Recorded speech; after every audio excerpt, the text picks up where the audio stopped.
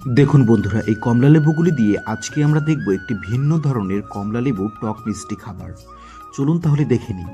প্রথমেই কমলা লেবুকে জলে খুব ভালোভাবে ধুয়ে নিতে হবে, যাতে এর মধ্যে কোনো নোংরা আবর্জনা না থাকে। তারপর একটি ছুরির সাহায্যে চারপাশে কেটে নেব, আর কাঠ দিয়ে চাপ দিয়ে একটি চ্যাপ্টা করে নেব। আর তারপর রসগুলিকে আমরা বের করে নেব। দেখুন, চাপ দিলে কত সুন্দর ফুলের মতো হচ্ছে, আর রসগুলো খুব সুন্দরভাবে বেরিয়ে যাচ্ছে।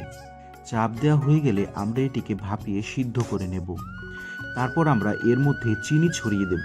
তারপর একদিনের জন্য ঢেকে রেখে দেব। তারপর ঢাকনা খুললেই দেখা যাবে কত সুন্দর চিনির রসগুলি কমলা লেবুর গায়ে লেগে গেছে, আর চিনিগুলির কিন্তু শিরায় পরিণত হয়ে গেছে। এগুলো কিন্তু অনেক মিষ্টি লাগবে খেতে। তারপর এগুলোকে আমরা রোদে শুকোতে দেব।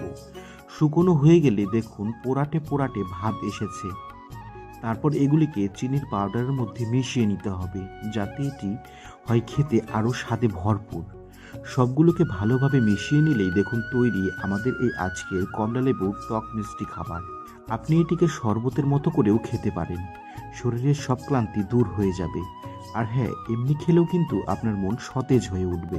ভিডিওটি ভালো লাগলে একটি লাইক ও সাবস্ক্রাইব করবেন।